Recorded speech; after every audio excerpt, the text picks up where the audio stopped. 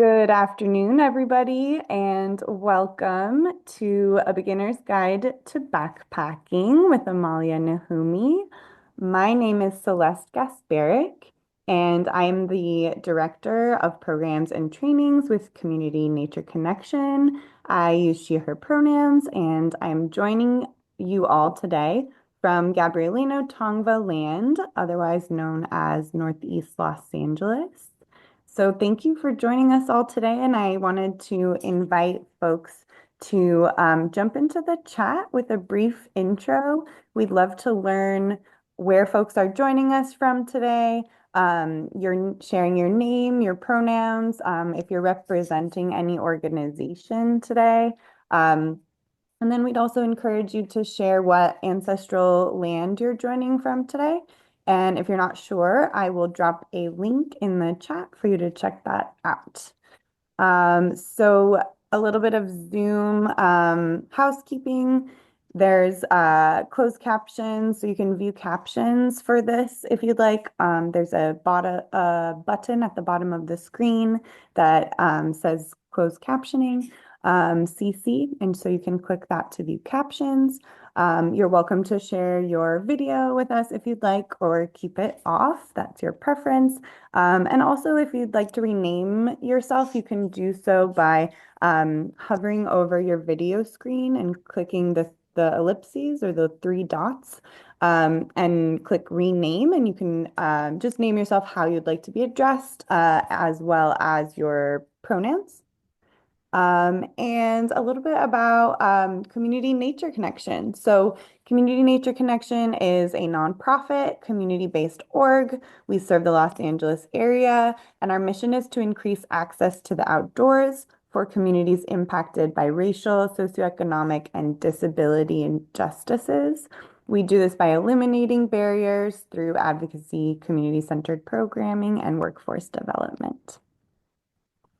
And Community Nature Connection operates on the ancestral unceded lands and present-day home of the Tongva, Gabrielino, Tataviam, and Chumash people. I'll uplift some of the ongoing work of these tribes and share a link where folks can learn more and donate in the chat. And so today, Amalia is going to be sharing a little bit about getting started with backpacking and would like to welcome questions as they arise. So if you all have questions throughout the presentation, you're welcome to use the raise hand function. There's a button at the bottom of your screen to raise hand. You can also put questions in the chat as they come up.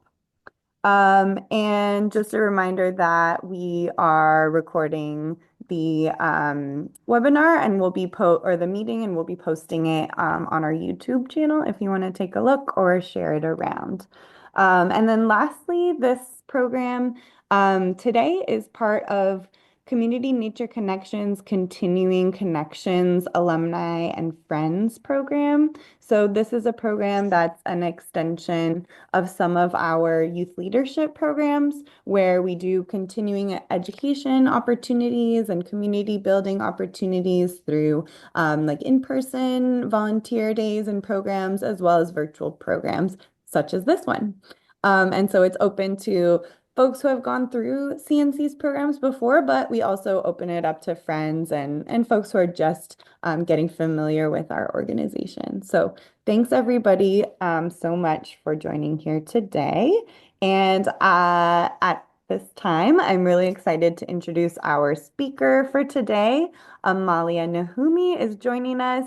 She is an avid backpacker and has experience planning many backpacking trips for herself as well as for her friends and community, and is going to share some tips with us today. So welcome, Amalia. Thank you for being here, and take it away. Thank you so much, Celeste. Hi, everyone. And as Celeste mentioned, my name is Amalia Nahumi, and a lot of what I'm talking about today has been from my own experience and trial and error through when I became interested in backpacking when I was in college. So a lot of it has been, I've been through through it all with bad gear, just like poor planning, bad weather and everything. So I hope that to make this very conversational, because like I'm not like a professional backpacker or anything, but just like a lot of my experience and just like learning a lot about resources and my experience, especially in the LA area. So I'll give a little bit about introduction about me. Let me share that. So my pronouns are she, her. Again, Amalia Nahumi. I grew up in the Dominican Republic. I moved to Colorado when I was 11 years old, and I went to middle school, high school, and college in Colorado. I went to school in Boulder. I studied chemical engineering. I actually am first generation in my family to go to college. I didn't know any engineers in around me or anything, but I really loved math when I was in high school. And then kind of like going to Boulder. Boulder was very outdoorsy, but I didn't grow up with that because of my family and just like it wasn't something that my parents prioritized because obviously there were a lot of other struggles. So kind of moving to Boulder was kind of what got me interested in it. I share a little bit of pictures like later on where like my first backpacking trip, I literally went with my school backpack and borrowed a sleeping bag from someone. So I talk a little bit about that where like you can have like there's a lot of fancy gear out there, but if you just want to get out there, there's a lot of ways around it where you can get out there and then just kind of build your like toolbox as you go on. Um, I moved to LA in 2015, and I actually, after college, I moved to Houston. I started working in oil and gas and decided that that wasn't for me. Um, I pivoted and moved to working for renewable energy about 5 years ago, like at the start of COVID. So that's my background, been working in renewable energy space in the Los Angeles area. And then in the last year, I had a baby. So I'm actually on extended maternity leave right now. And I'm hoping to just kind of like do a lot of more community stuff right now and keep myself busy. I'm going to stay home for like a little bit, but just like, um, yeah, kind of just like still pursue some of my passions and all of that. And I have a picture of my baby. She's super cute. Her name is Lily. She's 7 months. And that's my husband, Nadav, in the photo. We just took her on her first national park trip. We went to Zion and it was really fun. It was like my sixth time in Zion. I love Zion. And it was really fun to take her. And she's just the cutest. My favorite backpacking trip, since I do want to focus a lot in the California area, is the Ray Lakes Loop. It's in Kings Canyon National Park. It's a 42-mile loop. It is probably one of the, I think it's like captures the best of like the John Muir Trail and just like what like the like wilderness can offer in California and just like some of the national parks in the area. So I've been to that loop 3 times because I love it so much. And if at the end, if anyone has any questions about permits or anything specific to it, I'm happy to answer any questions. And again, like Celeste mentioned, feel free to ask any question about me, anything. I'm an open book, or anything as I go along. So I'll go ahead and get started with the actual content. So I'm going to be talking about backpacking versus camping versus hiking, how to get started, and just some things that helped me get started, because it can feel pretty overwhelming at the beginning, especially if you don't have like a close group of friends or just people around you that are doing it. How to go about selecting a trail, navigating permits. Permits are a big thing here in California. You don't need a permit for hiking, but you do need a permit for staying overnight in a lot of areas. Just a little bit about gear. I feel like you can spend all day talking about gear and just like pros and cons, but I'm just going to give a little bit of like the main items. Food, a little bit about training and day safety, and then finally leave no trace. We want to leave the land better than we found it. So a big thing with backpacking is making sure that you preserve nature and just leave it better than you found it, essentially. Um, so backpacking versus camping versus hiking sounds pretty straightforward, but backpacking is anytime you decide to stay at least one night. So you're going somewhere, it doesn't matter if it's like a quarter of a mile, if it's 15 miles, you're just going into the trail and staying overnight. So you're camping, you're bringing all of your supplies, you're bringing food, you're bringing a backpack and everything. So basically everything that you're going to need to stay overnight and make it out there. So that's just like the gist of it. Hiking is obviously like a lot of these trails that you backpack, you can go hike them for the day. So I talk a little bit about that as like a form of um, if that's something kind of just like the next step of camping and hiking would be backpacking. If you have camped before, you have done day hikes, but now you want to go somewhere and then stay the night and just like enjoy like everything, like the peace and quiet and everything that like backpacking offers. A lot more than that. um, where, and let me know if I'm talking really fast, so if I can slow down. But where did I even start? I want to acknowledge that there's a lot of challenges and barriers when it comes to backpacking. I don't think this is just like, oh, I want to go backpacking, just like go. Um, I also don't want to make it seem like it should be so hard that you feel like you can never do it, but it takes free time, it takes disposable income, reliable transportation, appropriate gear. You need a computer. I could go on with different things where like it's not just like go. There's a lot of, especially for like people of color, there's a lot of why like we're trying to increase representation in these sports or just like enjoying this type of nature. But the reality of it is not just that easy. If you didn't have parents that grew up doing this, you don't have like a community that does it. It's not that simple. But I do want to make it approachable by saying like by talking about it here, kind of just some of the things that you can do. And just like slowly, you don't have to go 0 to 100, but just like slowly keep building up to it if that's something that you want to do. A lot of it is leaning to the community. Um, if you do have friends that backpack, that's the easiest way because you can ask them about it. You can borrow gear from them. You can do something that they've done before. So that's an easy one. Like I mentioned, it's not like if you don't have that, then there's a lot of other areas.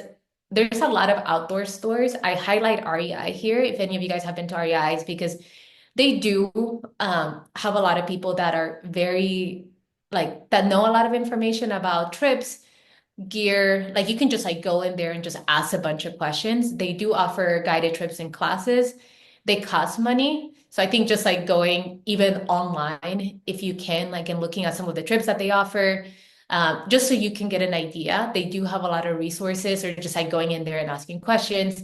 Um, Nonprofits, if you know of any nonprofits that like offer specific, like even CNC, like that offer like they might not be planning like backpacking trips, but if they just like build up your toolbox of like how to get there, um, there's a lot of people that you can ask questions to. Social groups. When I first moved to LA, I actually joined a meetup group, and I learned a lot from them because they also plan a lot of things. So if you like I mentioned, like getting into the permit system can be convoluted. So if you just like want someone to plan something for you and just want to meet people, Meetup was great for me. There's like Facebook groups, basically anything that you can find online to just like join a community. I think that's very helpful. Contacting local parks, like checking their websites, like national parks. I definitely call like the rangers, like ask questions, like if I don't know about the status of a trail or I just want to ask them about it. Like that's a huge resource that you can use. I have read a bunch of personal blogs from people if they have done this trip, kind of just like the breakdown of how they go about the day and everything. That can be very helpful if you have a computer and you can do that research. And another one that Celeste actually brought up to me is the LAPL resource for hiking and outdoor guidebooks.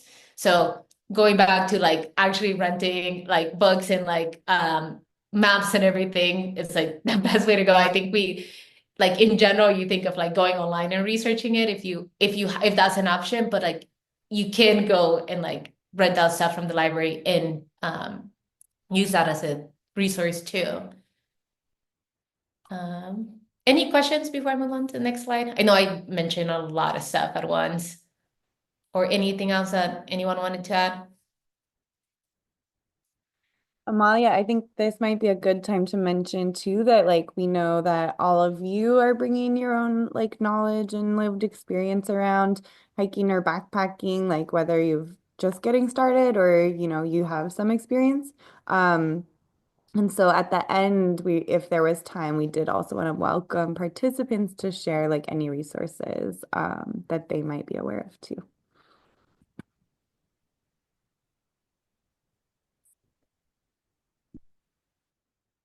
I'll continue, but definitely, if anyone thinks of anything, we love to hear, because I think there's a lot more that I'm probably not mentioning.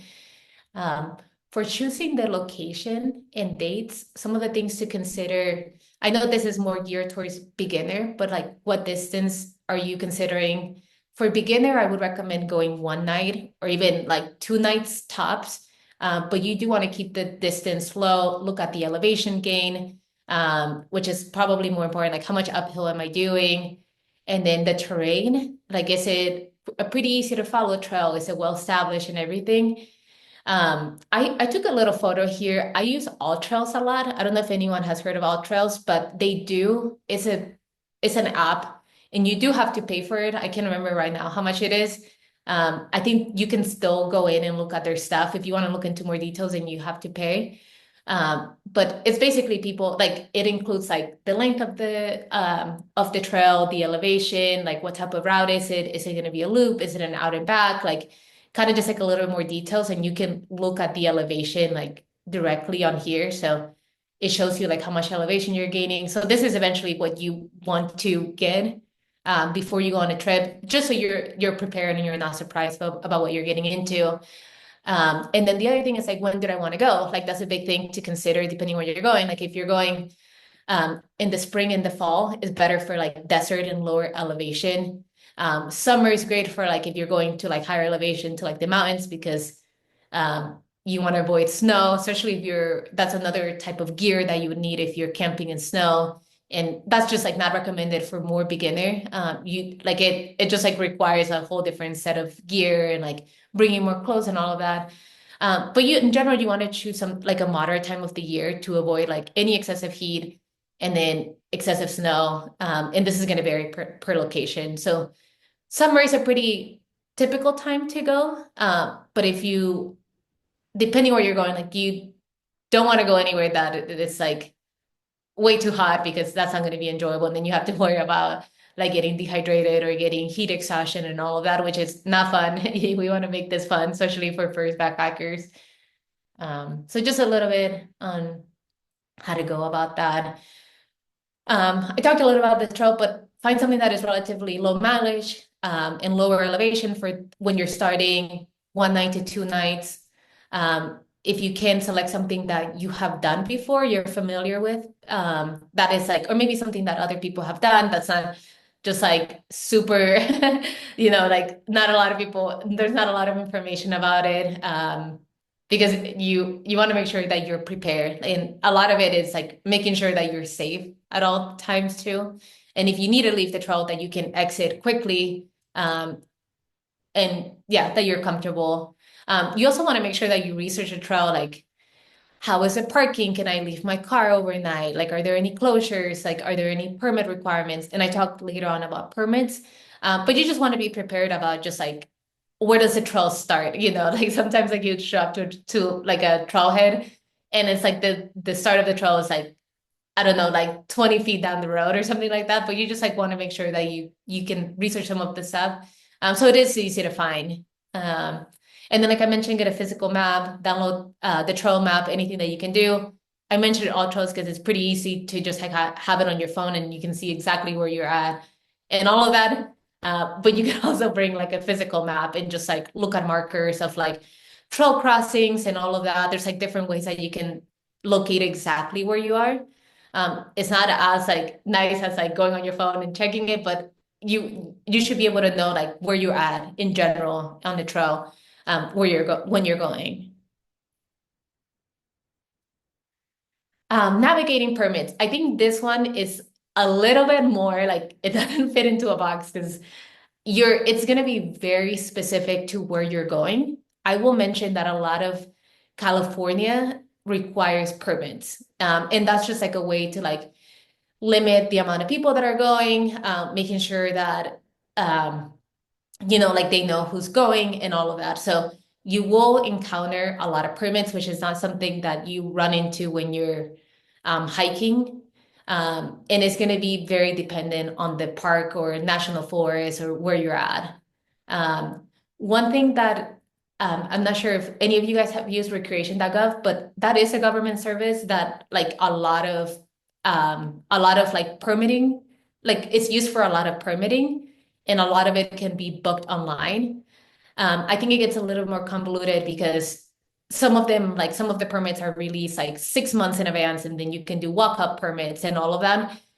Walk-up permits are a little bit tricky because you physically have to show up to the ranger station and like make sure that no one showed up and it's like to the next day. So it's a little more tricky. So a lot of permitting requires planning a lot in advance. So if you do have some trails that you want to do next summer, I know a lot of trails are going to open up like starting in January. So you just want to like become familiar with what you want to do. And if you want to make sure that you're not gambling with like a walk-up permit or anything like that, because that requires like like you could show up and like most of the time they're available, but you don't want to leave anything to chance because like if you're driving to Mammoth or something like that, you want to make sure that you have research like 6 months in advance essentially, to make sure what the permit situation is and like when it opens and all of that.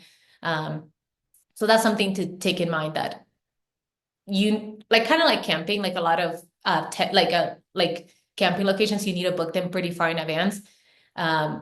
I think permitting or like the permitting for backpacking is even more requires more planning ahead of time. Um, Most permits cost money and they can be paid directly on that online. So that's another thing is that I think in general, like um, this is something that you have to consider far in advance. It's not, I didn't include anything for ranging for permits, but in general, it's like, I would say like 15 to 20, $25 or something like that. It's nothing crazy, but just something that you have to keep in mind when you're like about to secure a permit. Later on, I want to talk about your backpacking checklist. I have an image here of just like a high level of all the things that you want to bring. And it's like basically broken down into you want somewhere to sleep. You want to make sure you have the right clothing. You want to make sure that you have your food figured out. And then you want to make sure that you have something to carry and all these things. You're going to be carrying everything in your backpack. So as you can see, like like you want to be pretty compact in general with the things that you carry, or as much as you can. Um, so the first thing that you want to have is a multi-day backpack, ideally a high quality backpack that is designed for backcountry use. Like I mentioned, my first overnight trip, I bought my school backpack, and my friend had a backpacking backpack. So I carried what I could in my backpack, and then she carried the rest of the stuff for us. But when you're carrying like a tent, you can share that with someone. So that's something to consider that if you go with someone else, you can share a lot of the big items like your cooking stuff and your tent, and you don't have to carry everything yourself. So it is nice for your first time to go with someone if you can. Um, for the sleeping bag, you want to make sure that you have all the sleeping bags have different ratings.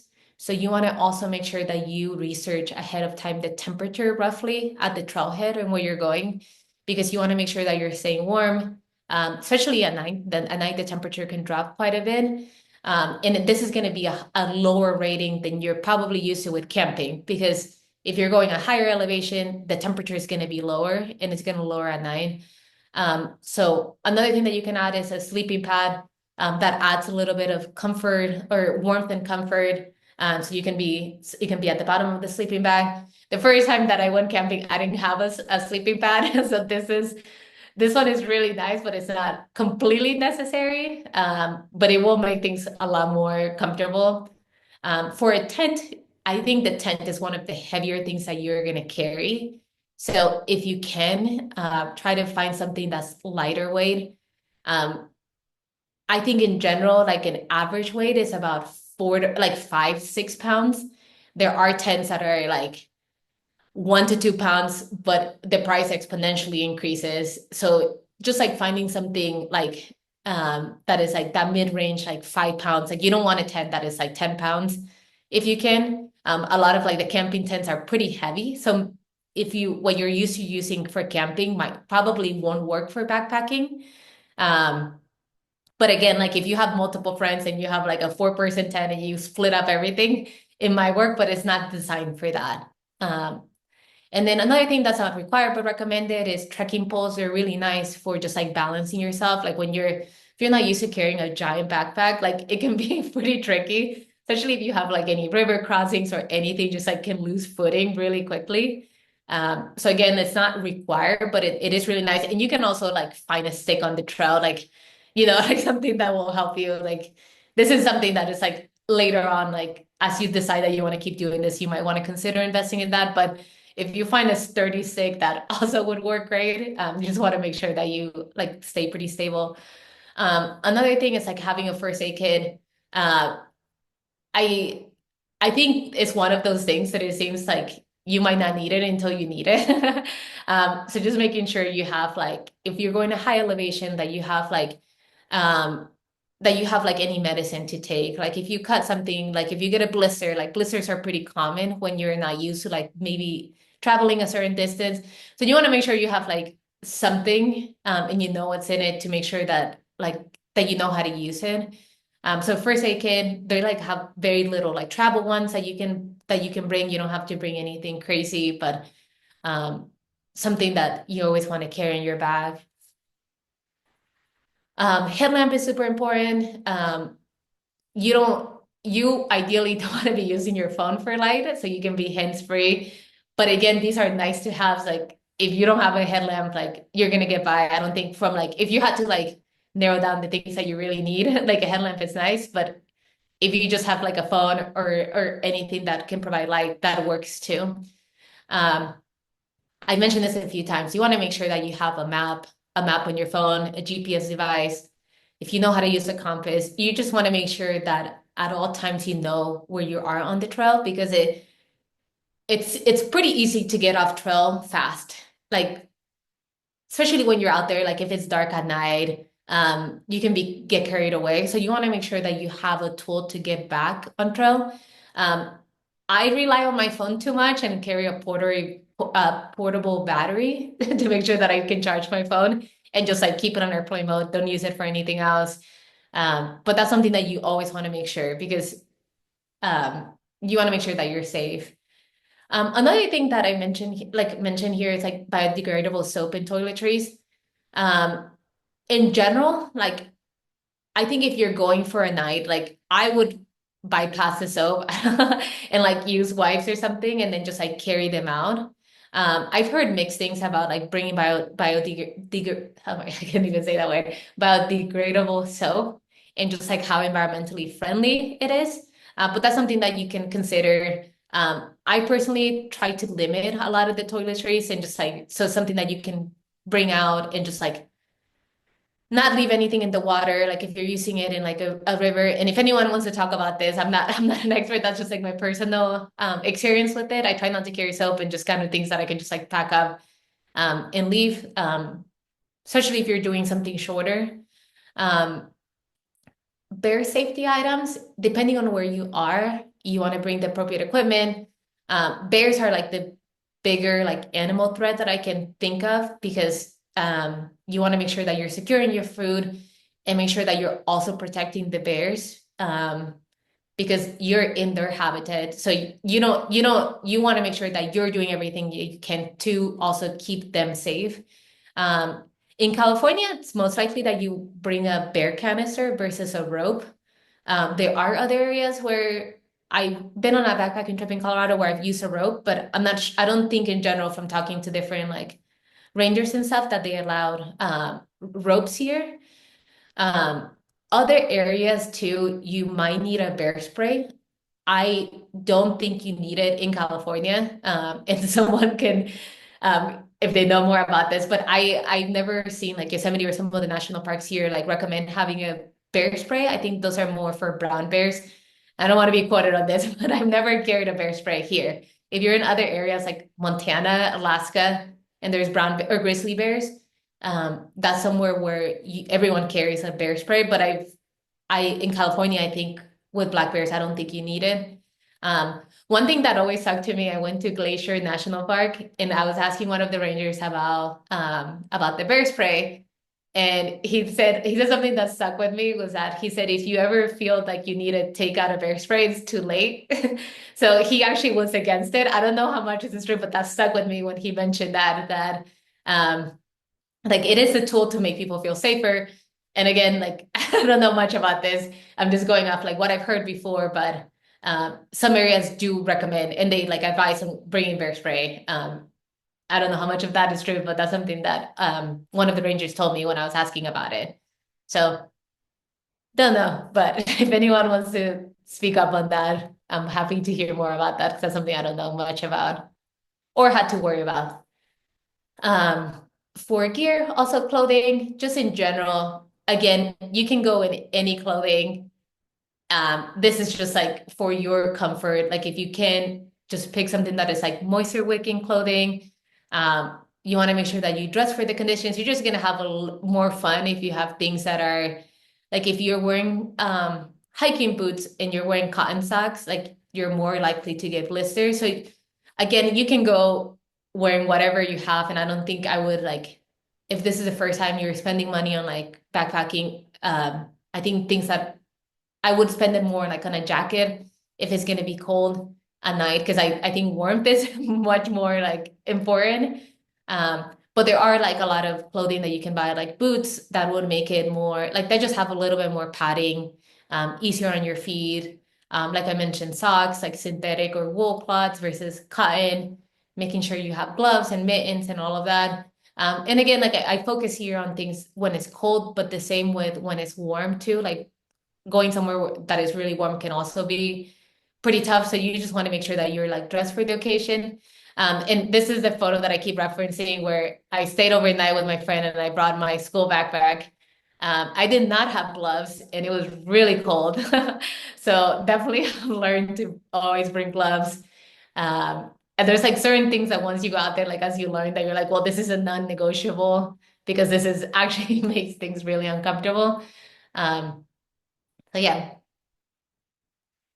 And then just like a little bit about backpack, you should aim for your backpack to not be more than 20% of your body weight. So if you weigh 150, 30 pounds, 150 pounds, 30 pounds is probably where you want to be.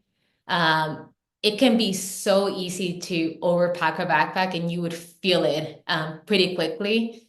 So you can weigh it before you go just to make sure that you're not going to be exerting yourself too much.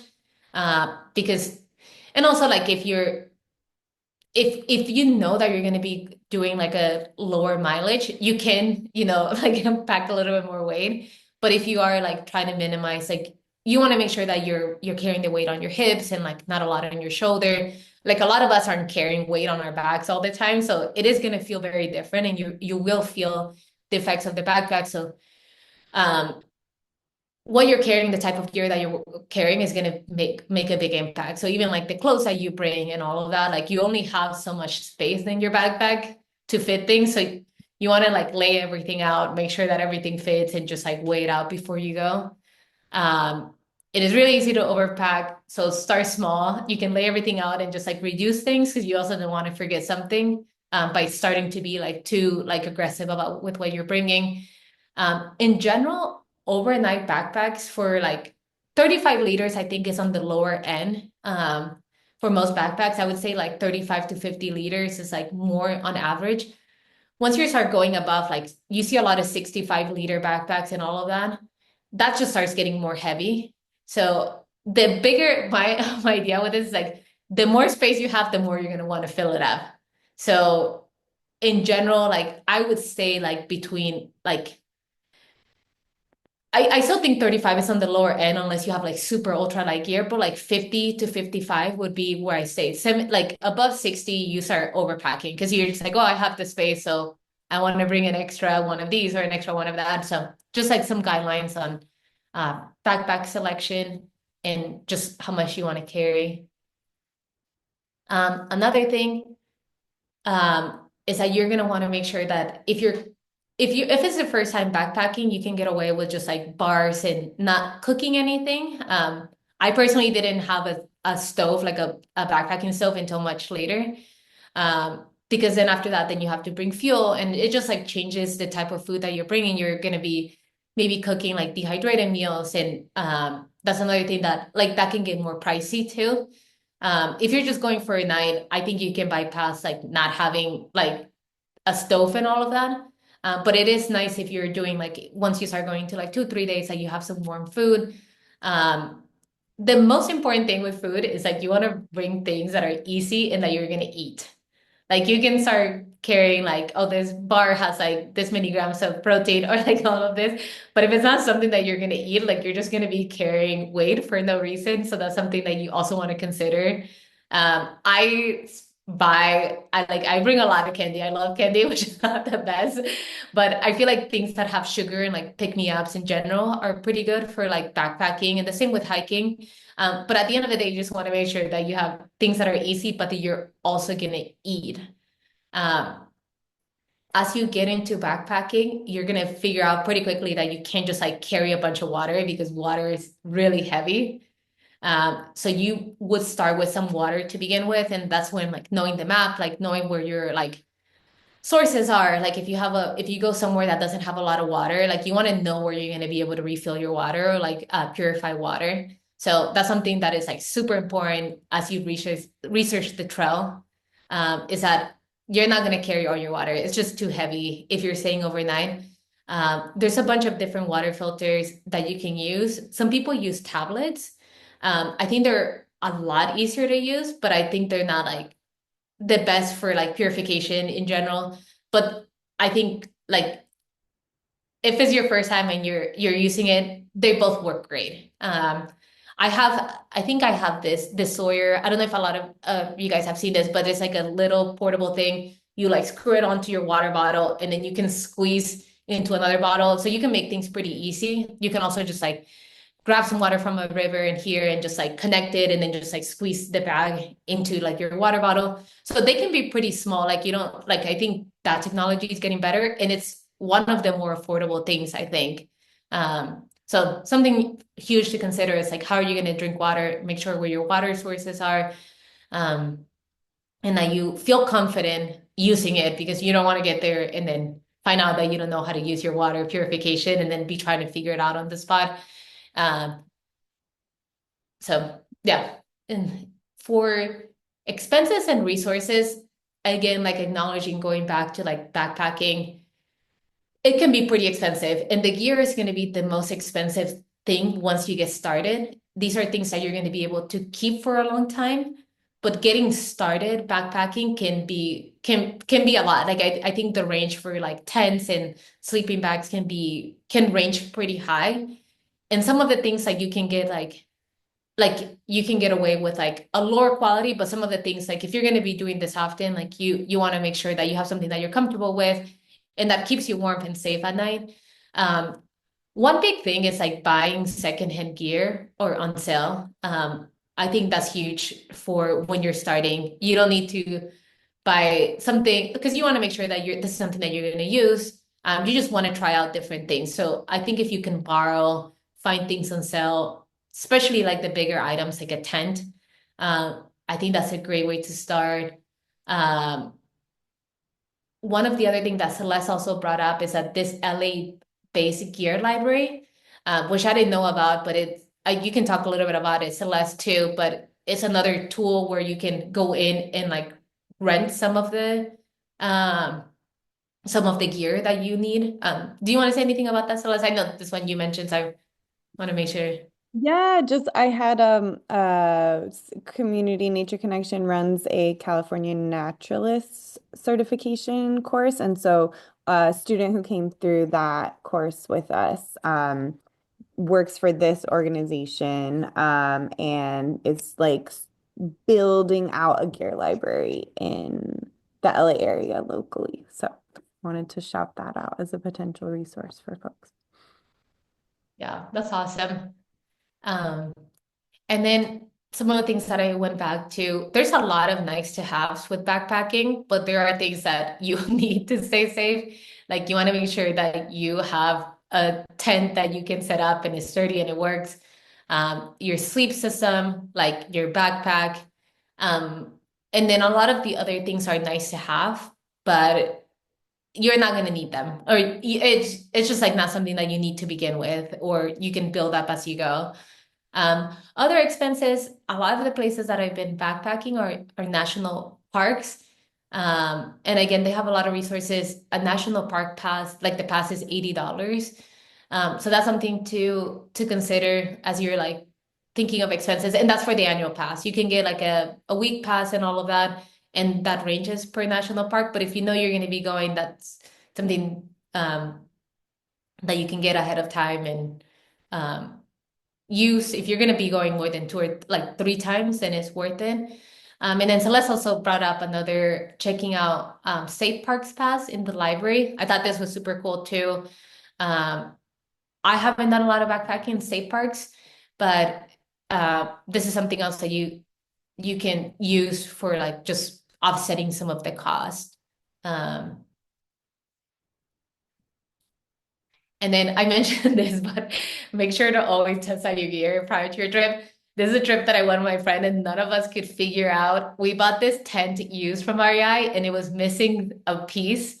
So we did not know how to set this up. And we found out once we were setting it up at night. So we literally slept with the tent like this. So make sure that you have tested out your gear ahead of time. You know that it works, especially if you're buying something secondhand or used. Um, you want to make sure you know how to set it up because you don't want to find out once you're out there. For training, I have some tips on here. If you're beginning, I think in general, like just like make sure that you're comfortable with being on your feet, that you are comfortable with the distance. Like there's no rush. Like you can slow down, you can take as many breaks as needed. That's why it's nice to like start off really small. You want to make sure that you're enjoying the trip. But like in general, like it does become more enjoyable if you've like trained a little bit or you feel comfortable about the distance. Um, Carrying your backpack is the best way to do it too. Just like getting comfortable with the weight and just like how the backpack feels around your waist and on your shoulders and everything.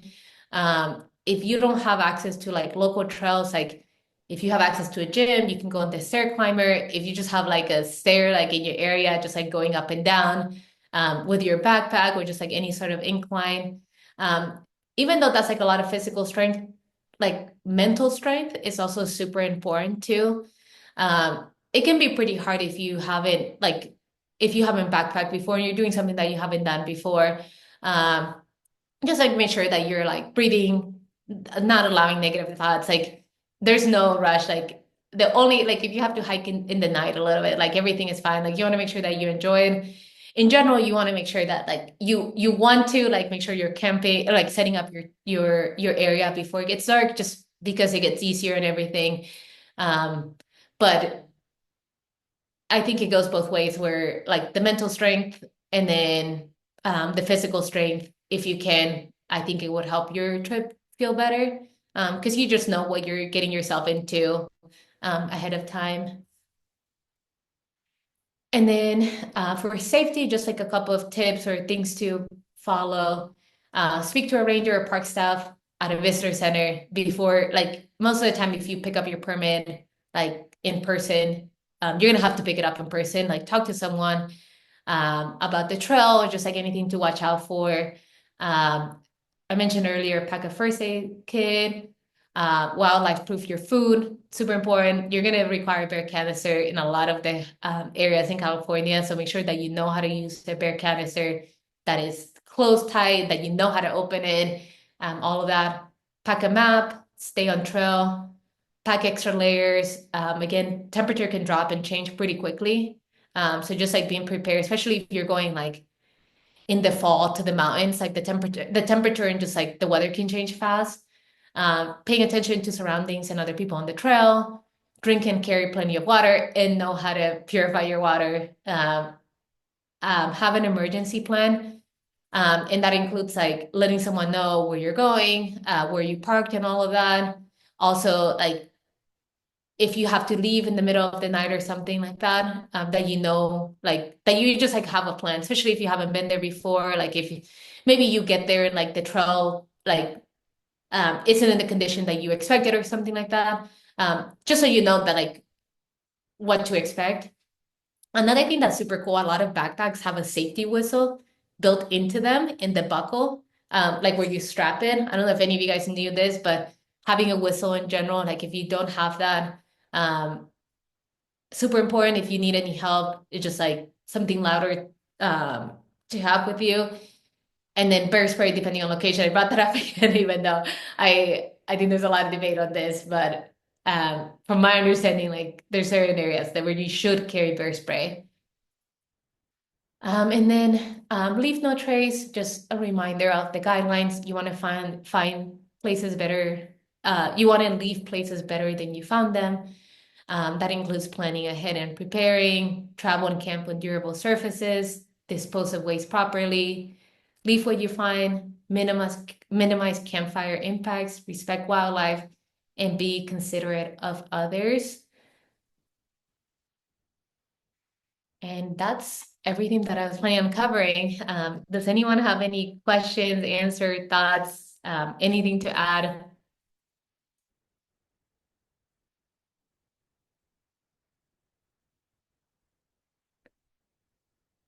I see, I'm sure you're seeing this is Celeste, but someone said first aid training.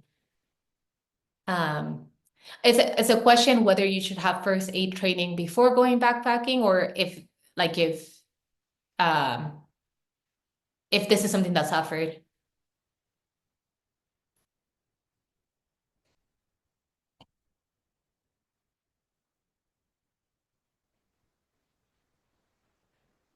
I think it is a good skill set to have. If you can have first aid training, I don't think it's something that, again, like we're talking very beginner stuff. So I think like in general, like if you need to help a friend in need, I don't have first aid training. Um, I think it would be helpful to have, but I don't think it's a requirement that could deter you from going. But the more prepared you are, the better you are. So I don't think it could never hurt you.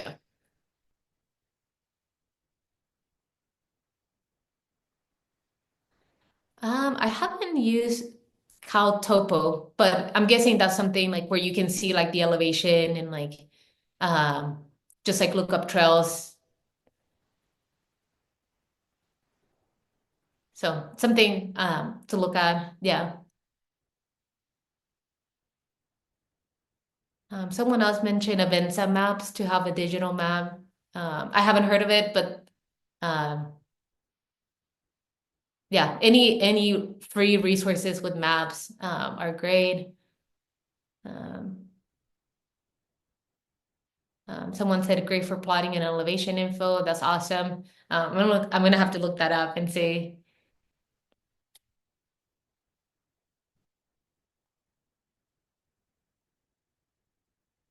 Is anyone planning a backpacking trip or anything that coming up or that they're interested in that they want to share?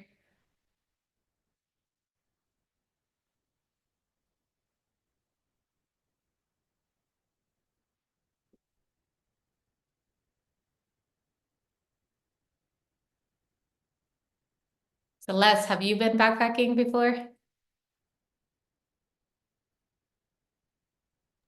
Yes, but I am definitely a beginner and I think that's probably where I'm gonna stay. I feel like my happy place is like a couple miles into like a backcountry lake or something for like one night. Yeah. Now that I have the little ones, I have not done any backpacking since have an almost 4-year-old and a 1-year-old. And so backpacking with kids, hey, maybe Yeah. that's our next session. Someone, Jose, said, any words of encouragement for folks who might not think that backpacking is for them? I think to start slow. I am turning 33 in a week, and this is 13 years of just like showing that interest. Like I think it's really easy to go and like plan like the most elaborate thing.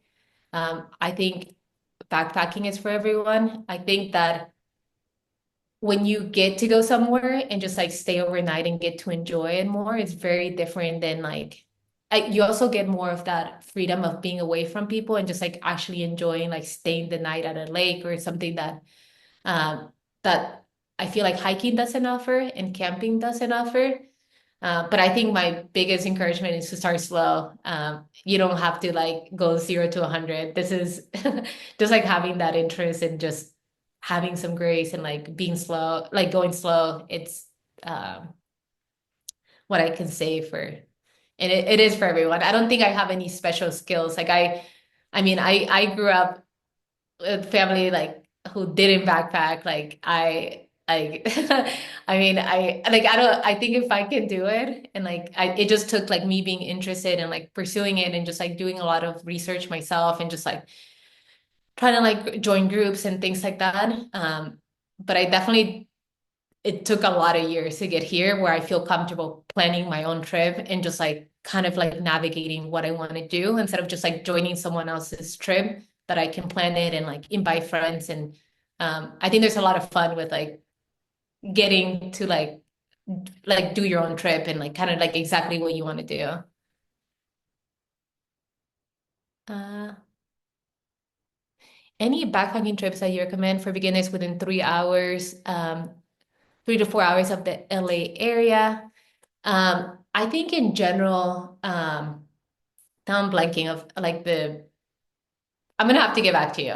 I thought I was gonna include something like that, but right now I'm blanking on my words. But I'm gonna, if I can, Celeste, I can include like a list of different trips. A lot of the ones that I included are like national parks in general, because I think that they have the most established stuff that you can do. But I'm gonna have to think about that. 3 to 4 hours from LA.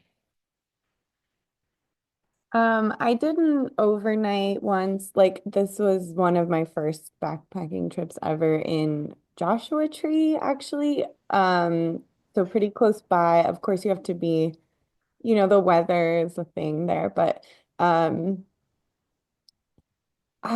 okay. It's a backcountry trail and I didn't hike very far along it before I could spend just like one night out there. And it was really cool and it felt pretty accessible. Yeah. Boy Scout family. Um, I think in general, like some of the peaks in this area, like if you guys are familiar with like San Jacinto, um, San Gorgonio, a lot of like the area here, even though a lot of people do it like as a day hike, you can backpack. I think where it gets tricky is the water sources in a lot of places that are directly outside of LA don't have the best look places to like filter water and rely on water. Um, but I 3 to 4 hours is still pretty. I'm thinking like 1.5 to 2 hours, but 3 to 4 hours is still far enough where I have to like get back on you on that.